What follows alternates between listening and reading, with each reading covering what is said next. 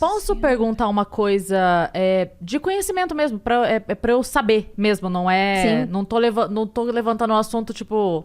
É pra saber mesmo. Claro. Você falou aqui sobre as casas de massagem serem conhecidamente, né? Teoricamente, a gente vê isso como uma coisa positiva, como um elogio. Por exemplo, por qualquer razão que seja na minha cabeça, eu confio mais se eu for fazer massagem com um profissional e ele for um cara com traços orientais japoneses.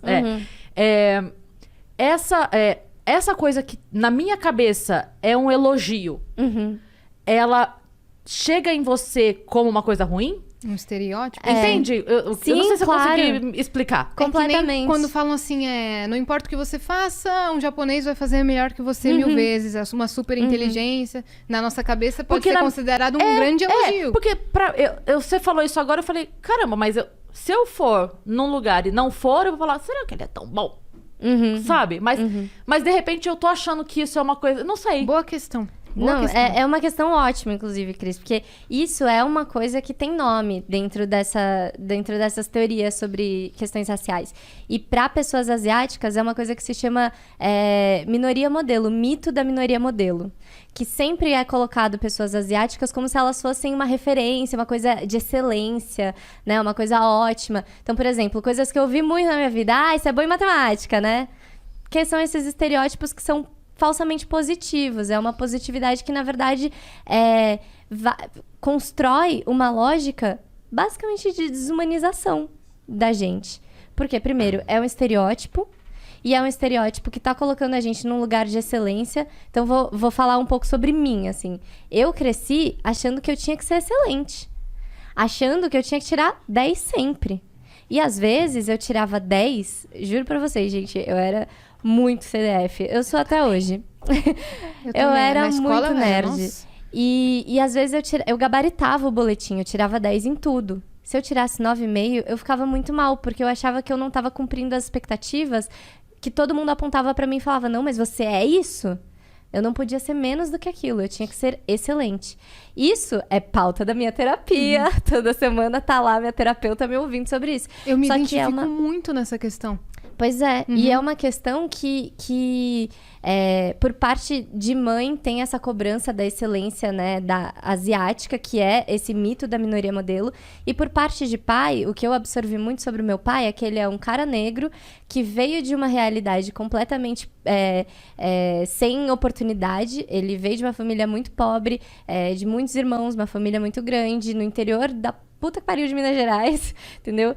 E ele teve que batalhar muito pra conquistar as coisas que ele conquistou. Hoje o meu pai é o primeiro chefe negro do departamento de cinema da USP. Hoje ele é isso. Mas ele passou por muitas coisas. É aquilo que você estava falando, né? As pessoas que são pioneiras têm que batalhar 15 vezes mais.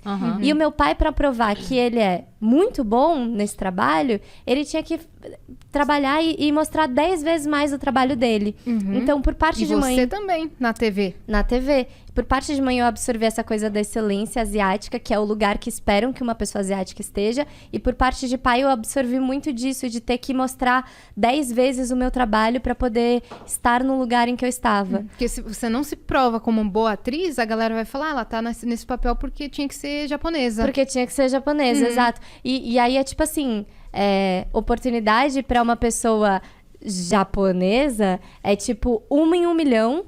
E se ela não é boa, aí ó, tá vendo? Não tem ator japonês bom. Ah lá, a menina é ruim. Aí todos os atores japoneses são ruins. Porque faz parte dessa lógica de que é todo a mesma coisa, de que é tudo um bolinho só, de que é tudo igual. E aí, se uma atriz asiática não vai bem, aí ela representa todas as mulheres asiáticas, né? Então, faz parte dessa lógica também. E aí eu me cobrava muito. E essa lógica da minoria modelo, ela também é uma grande questão porque ela foi criada por uma lógica branca, uma lógica de branquitude, para poder oprimir outro grupo étnico. Então, nós, pessoas amarelas, a gente é utilizado para poder oprimir uma pessoa negra. Porque, né, a gente chegou aqui no Brasil tendo poucas oportunidades, sendo mão de obra em trabalhos para substituir a mão de obra escravizada, né, aqui no Brasil, tendo trabalhos extremamente difíceis, com condições complicadas também. Mas aí, discurso, inclusive, do nosso honorável presidente. Ah, você já viu o japonês pedindo esmola? Não. Então por que tem pessoa negra na rua, né? Tipo assim, utiliza esse mito da minoria modelo para poder oprimir pessoas negras, entende? Então é tipo assim, se o japonês batalhou e conquistou e lutou e é esforçado, por que pessoas negras não são? Entende? É um mito que é utilizado para oprimir pessoas negras como se não fosse uma situação estrutural que pessoas negras vivem no país, São racismos totalmente incomparáveis, né? Sim, não é sobre a gente comparar. E, tipo, óbvio, quando eu falo sobre questões raciais asiáticas, eu sempre faço questão de reforçar. O que a gente vive hoje no mundo, em relação a pessoas negras, é uma situação muito complicada. O extremo desse racismo estrutural é o genocídio da população negra, que é, tipo, a maneira mais surreal da gente desumanizar alguém, é tirar a vida de alguém, literalmente. É isso que acontece com a população negra hoje no Brasil e no mundo, né? E o que a gente vive enquanto pessoas amarelas é uma lógica de desumanização também, mas felizmente hoje em dia no Brasil a gente não está no nível do genocídio de uma população, como é com a população negra, sabe? Mas é isso, assim, aconteceu nos Estados Unidos de matarem por uma questão racial, por uma relação racial em relação à hipersexualização, que é a questão lá da casa de massagem, né? E aí aconteceu a morte de pessoas amarelas lá. Como tá acontecendo lá muitos relatos de violência física lá nos Estados Unidos. Pesquisem aí o movimento Stop Asian Hate. Só que eu não quero que precise acontecer aquela violência que tá acontecendo lá nos Estados Unidos para eu poder falar sobre isso aqui no Brasil.